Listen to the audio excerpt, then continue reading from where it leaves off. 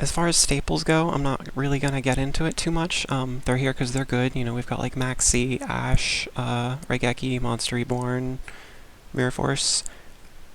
These are a lot of the staples that I have. I should probably put some of these in at some point, but this is sort of an old deck list as well, so, you know, just make it how you want it.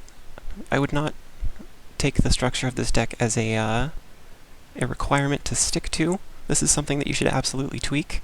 But as far as the main core of this deck and the monsters and the ratios I've got here, I feel pretty good about those. And then I'll explain some of the specific back row interactions as well.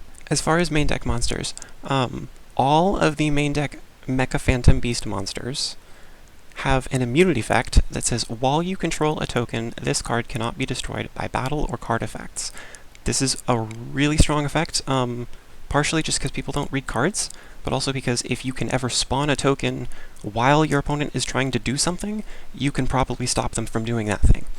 All your main deck Mecha Phantom Beast monsters also have an effect where their level is increased by the total levels of all Mecha Phantom Beast tokens you control, and Mecha Phantom Beast tokens are all level 3, which means that all of your... this effect is only on the non-tuner monsters. All your non-tuner Mecha Phantom Beast levels will be whatever level they are, plus any amount of 3. So there's a lot of interesting Synchro and Xyz plays that you can make by spawning specific amounts of tokens onto your field at certain times in order to make all of your levels balance out correctly, and that's a whole art in itself. As far as specific monsters, O-Lion, this is one of the stronger monsters in the deck. It's a tuner, sets up your Synchros. Once per turn, if it is sent to the grave, for any reason, from anywhere, it spawns a Mecha Phantom Beast token. As many times per turn as you have O-Lions in your grave, you can banish it from your grave and get an additional normal summon of a Mecha Phantom Beast that turn. So this is just an amazing extender. The more of these you can summon from your deck, the more of these you can mill from your deck, always the better. Hamstrat is a pretty good monster if you don't have any other plays to make. It's sort of a backup plan, and it's not something that really shows its full force at the beginning of the duel. It has a flip effect, where it summons 2 tokens. It has a main phase once per turn effect to tribute a token, and then Monster Reborn any Mecha Phantom Beast monster in your grave. No level requirement or anything, so that includes all the extra deck monsters. So it's a very powerful card, but only if you already have good cards in your grave that you want to bring back, so it's not really a great starter card. Blue Impala is a very powerful tuner, but it's also very situational because it restricts you in a lot of ways when you use it. It can synchro from the hand, so it's essentially a 1-card synchro into either of the Mecha Phantom Beast synchro monsters we have, depending on number of tokens you have and which monsters you have in your hand to synchro with, but it synchros with a monster in your hand or on your field. So they can come from either, they can come from both in the same summon. It does lock the materials for the synchro summon that you use into only Mecha Phantom Beast monsters, so you're not allowed to use anything else, even if it's already on the field. It has another effect that spawns a token if you banish it from the grave, but it can only be used if you don't already have any monsters on the field. So this is a good card, but it's very situational, so I would usually only put 1 in. Arrowsgene is a pretty simple monster. It's got a once per turn effect, banish any Mecha Phantom Beast monster from your grave, and then spawn a token. So this is another card that you really only want to use after you've already made some plays, and have some cards that you aren't trying to bring back and recycle a bunch, but just resources you're ready to throw away for good. This will be a decent extender, and it's always good to have a couple level 3s to help us to get into the 9 synchro package. Megaraptor, it's the biggest just body of the main deck monsters. Its main use, though, is in this effect where anytime a token is summoned to your side of the field, you summon another token. This works really well with the trap card, Aerial Recharge. because it can summon a token every turn, but needs to tribute a token to keep itself on the field. This allows you to get an extra token out of that so that you're actually net plussing off of that combo and sort of lets you just infinitely generate tokens. It also has a once per turn effect to tribute a token and then search any Mecha Phantom Beast from your deck to your hand. This is pretty useful as a searcher, but the main use that I find for it is in reducing the amount of tokens I have on the field when I've miscounted. This is a good monster to summon from the deck in the middle of your combo and just even things out a little bit in case you had a bit of a slow maths moment, which happens to everyone.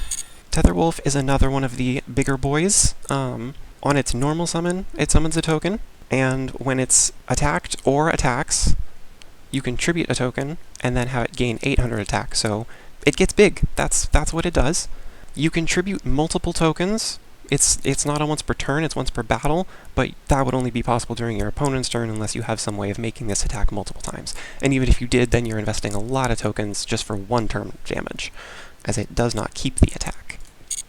But a lot of people don't read, and you can catch some people off guard by like flipping up recharge and spawning an extra token, or activating an effect and discarding a lion to spawn a token, and then tributing it when they didn't expect that you had a token to tribute. Black Falcon is a super strong staller. When it attacks, it summons a token, and then once per turn, as a quick effect, it can tribute a token and then target an opponent's monster and change it to face-up defense position. This works if it's in face-down defense position or face-up attack. You cannot tribute the token to target the monster if it's already in face-up defense, though. Sometimes playing this card feels a little dangerous and like you're about to throw, because you need to attack into a monster when you have no tokens on the field to protect your Mecha Phantom Beasts. But you need to remember that this one spawns a token the instant you declare the attack, which means if you have a way of negating the attack, if your opponent has a way of negating the attack, you still get the token, and even if they don't and you swing into a monster that is bigger than you, because you've just summoned a token, you've created this protection from the tokens that Black Falcon can't be destroyed. So you'll be able to keep it until the main phase 2, and that's sort of a good way of using this card to set up some recovery plays if you're really low on resources, because it allows you to get out. It's a bit late in the turn. You know, you're not going to swing for game off of anything, but you still might be able to build a bit of a board through some disruption off of just one card because of its ability to attack. Colt Wing I don't end up using a bunch. On its special summon, it summons 2 tokens, which is very useful if you're summoning it from the deck with Auroradon. However, the main use you would want to flood your field with all of its tokens would be to link summon, and Auroradon locks you out from linking if you summon it like that. And normally summoning 2 tokens will put your levels of your monsters too high in order to synchro or exceed. It does have an effect to tribute 2 tokens, and then target a card, destroy it, and then banish it. This can be useful, but most of the time you want a banish effect. It's because the card has some sort of protection or reason it can't be destroyed normally, and this requires the destruction to go through in order to banish, so you're better off just trying to go for one of your other options instead. Raiton is definitely the biggest playmaker in the deck. An unlimited effect, not once per turn. You can discard 1 card and special summon a token. It locks the materials you use for the turn for any extra deck summons into only Mecha Phantom Beasts, but that's normally fine because you're normally going to be normal summoning this, proccing its effect either 3 times or twice if one of the monsters you discard is an O-Lion, because that'll proc the O-Lion's effect and give you a free extra token. And then you use the 3 tokens that just spawn from this Raiton to make an Auroradon and then continue your plays from there. The Auroradon can use the Raiton as fodder with the monster that it summons from the deck in order to make a Dracosac. That's a very common combo. It's probably the best starting and turn 1 combo the deck has to build a safe board. This is, anytime you see this in your starting hand, you're happy. Okay, so part of the reason that the Mecha Phantom Beasts have always been really cool as an archetype to me is because the regular Phantom Beast archetype that has cards like Crosswing, as long as this card's in the grave, all your Phantom Beasts, which includes Mecha Phantom Beasts, gain 300 attack. This includes your tokens even. If I have a couple of these in the grave, I'll start spawning my tokens in attack position, just because you might get those swings in for an extra 600, 900 damage 2 or 3 times. That stacks up. The other regular Phantom Beast we've got in the deck is Rock Lizard. It's a level 7, but it can be tributed with only 1 tribute on top of a Phantom Beast monster, which includes, of course, any of the Mecha Phantom Beast monsters, including a token. It's kind of small, but you want to combine it with Crosswing and stack up its attack. It can get up to 3100 with all 3 Crosswings in the grave. It burns for 500 if it destroys a monster by battle, and if it's destroyed by card effect, it does 2000 burn. And then the last main deck monster we've got isn't part of any archetype, but it works really well in getting out our sort of endgame boss monster. If you control no monsters, you can normal summon it without tributing. You can also usually find space in a full board to throw away like 2 tokens or a token and a useless monster and summon this anyway, and you'll still get its effect. If it's summoned, it can revive any machine in your grave and make it level 9, so it just is a 1-card rank 9 Xyz. It does lock you into machine Xyz monsters, but that's fine, because that's normally what we want it for in this deck anyways. As far as back row, a lot of this is just generic cards I like. You can see some of the staples I have over here. I probably should put some of these in at some point. I haven't really gotten around to it. This is sort of an old deck list, and I like it to be sort of special and not just packed full of staples like everything is. Some of these I'll mention a couple things about. Dark Hole, our immunity effect protects us from all destruction by card effects, not just destruction by our opponent's card effects. If you have a token and like a full board on the field, you can Dark Hole and just keep all of your cards except the token, and just wipe your opponent's board still. So this is a super strong card. It's also obviously amazing just going second, just pop it and make your opponent respond or lose everything, and then go into all your plays. Transmodify is sort of a big brain card. You tribute a monster that you control, and then special summon from your deck a monster with the same type and attribute and a level higher, so it's sort of a level up for just any monster in the game. All of our monsters are machines and wind, so this is a really good way of just changing a hand into a slightly different hand that allows you to make more plays. This is a really good just option card. This will turn O-Lion into Hamstrat, Impala, or Aerosgene, and then if you send the O-Lion, of course, it's generating a token as well, so this can be used to set up the Hamstrat Revive, an Impala Synchro into the 9, lots of good stuff. If you send any of the 3s, you can get any of the 4s. Machina Armored Unit is sort of a similar idea to the Transmodify, but in a backwards direction. It does also require your monsters to be destroyed by battle, so it's not as useful, but it is a nice stall card. This is a very nice stall deck. It likes to float a lot, so this is another great option for that. This is a bit more complicated than just the level modulation, so I'll put up a little chart here of which monsters can go into which, based off of being sent to the grave by this. They do have to be sent to the grave. If they get banished, you will not get this effect. Sonic Boom is sort of in here for the memes, but I have actually won a couple games because of it.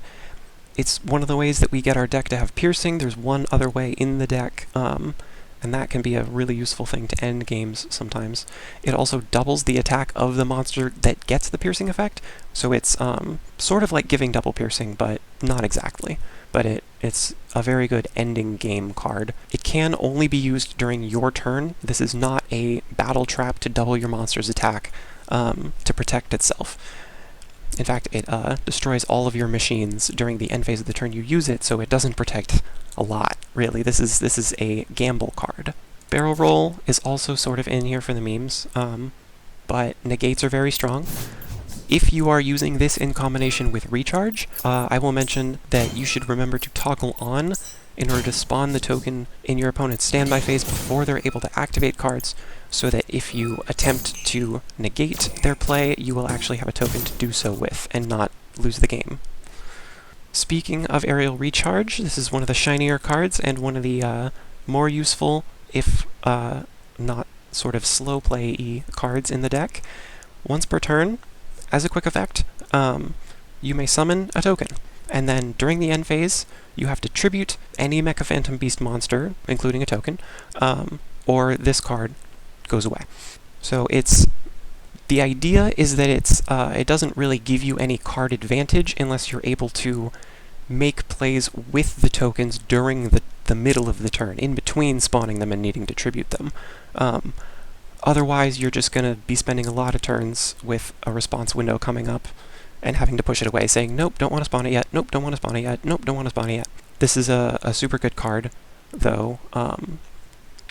If your opponent is, say, attacking your Hamstrat, when you have no tokens and it would be destroyed by battle, you can spawn a token as it's flipped up, protecting it from the current battle, and then it'll spawn more tokens, giving it more protection, so your opponent has a lot to beat through. And that'll also, this is also a really good way of setting up for the Hamstrat's revive effect. If you don't have any other way of generating a token, you might just consider giving up the recharge in order to make use of that token and get back a monster that allows you to make a real play. One of the best uses in the deck with this is Mega Raptor, as I mentioned earlier. Anytime you spawn a token, it spawns another token, so every time, once per turn, this spawns a token, Mega Raptor will make that effect essentially spawn 2 tokens, but it still only has to tribute 1 in the end phase, so this just allows you to plus infinitely tokens as long as you have the 2 on the field. I think I mentioned as well, with the Tether Wolf, sometimes your opponent will attack if you have no tokens, knowing that you can't activate its effect, and you can activate this as they're attacking to give yourself that little boost you need. Again, that will take up your token with no way of regenerating it, so you have to be willing to give up the continuous trap just for that single protection. This is also a really great way to summon Rock Lizard if you have just no other way of getting anything on the field without using up your normal summon, because Rock Lizard is going to take your normal summon. As far as the extra deck goes, you can see my machine synchro pool is quite limited. I would definitely put in a level 5 if you have one. If you're able to have any token on the field and summon Olion, that will instantly get you a 5, and then the if you have a 5 that is a tuner synchro, the Olion used for the synchro of that monster will generate another token, allowing you to instantly go into a level 8. So that's a fun play, but I don't have any 5s to use. Kendama is a good option in this deck. It's got another burning effect for 500. We've got a couple of those. It's also the other piercing option that we have. This is much less of a all-in play, though. Concorda is a pretty easy monster to summon off of Blue Impala and any level 4 in your hand. It protects all of your tokens, which is very important. This is sort of an extra layer of defense to your entire strategy. Normally you have your main monsters protected by the tokens, and your opponent needs to go through the tokens first. This is going to give them just, before they can even attempt to start working on that, they have another layer they have to get through first. Unfortunately, it does not get the protection effect from the tokens, as that would be absolutely busted, so this sort of has no protection in itself. It floats into any Mecha Phantom Beast in your grave that's level 4 or lower, so no extra deck monsters, but you do have to tribute all of the tokens that you currently have, which does require you to have tokens to tribute to use this floating effect. This is the level 8 synchro that I have in here. You could replace this with anything you want. I like this fine. I've never really used it. Jokluslan is a very useful boss monster. It's especially useful in pairs, so I would always attempt to get it out if possible. When it's summoned, you can tribute any number of tokens up to the cards in your opponent's hand and discard them. This monster protects all of your other Mecha Phantom Beasts from destruction, including your tokens, and this effect is not by name, so this would include another copy of itself. This is why I would absolutely say have 2 of these in here. If you get both of these on the field, your entire board is just invincible forever. If they do manage to out this card, as long as it's destroyed, you get to set any quick play from your deck, so if you have any good quick play spells, I would put them in. A Spider is in here because it is based, and this is a deck that I first made in Duel Links, and the Duel Links Spider is based. Dracosac is very powerful. It is the only extra deck Mecha Phantom Beast that actually has the effect to gain immunity from battle and card effect destruction as long as you have tokens on the field. This is the only one that does have that effect that is one of your boss monsters. It has a once per turn effect to detach material and then summon 2 tokens, and then it has another once per turn effect to tribute any one Mecha Phantom Beast monster, including tokens, and then pop any card on the field. It does lock itself out of attacking for the turn if it uses the second effect, but not the first. The bird is here because it is shiny, and it is in the same box as Mecha Phantom Beasts, and it is shiny. Phantom Fortress Enter Blethanier is an incredibly strong card, but it doesn't really benefit from any of the support in the entire deck. As you'll notice, it's not actually a Mecha Phantom Beast monster, despite very clearly being in the archetype. It even has a Mecha Phantom Beast monster on its art. This card is a 1-card summon off of Arcjet Lightcraft. It has 4 optional effects, but it only takes 2 materials, and you can't use additional materials for it, so you're not going to be getting all of these effects. You're going to have to choose. They're all very powerful, though, and none of them target, which is the main reason this is in the deck as a absolute requirement against things like Chaos Max. This is your only option. Given that this has essentially no protection, I recommend only really summoning this if you need specifically non-targeting banish, or if you're just going all in. As far as its effects go, they all banish 1 card just from a different place, so it's sort of deciding which card is going to be the single most important card to disrupt. You can banish a card from your opponent's field, a random card from their hand, any card from their grave, or the top card of their deck. Usually when you summon this, you're going to want the field effect first. That's definitely the strongest one. Usually I would recommend banishing a card from the hand, just as a follow-up if he's still in the field after you've done that the next turn. You might put a second one of these in. I would probably match it to the number of Arcjet Lightcrafts that you have, though. Jormungandr is here because he gets big.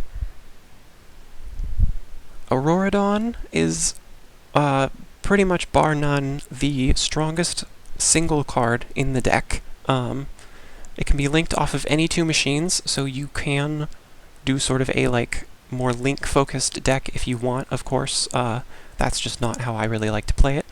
It's very easy to summon off of 3 tokens, or 2 tokens and a normal summoned Mecha Phantom Beast monster.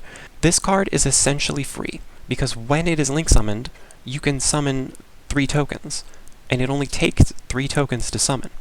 The effect does lock you out of linking for the rest of the turn, which is another reason I don't really like making this a link-focused deck, but these tokens are really good at setting up for a future either Synchro or Xyz play and just building up your board, so the restriction is really not that big of a deal. It has a once per turn effect that can be one of 3 effects, depending on the amount of monsters that it tributes to activate its effect.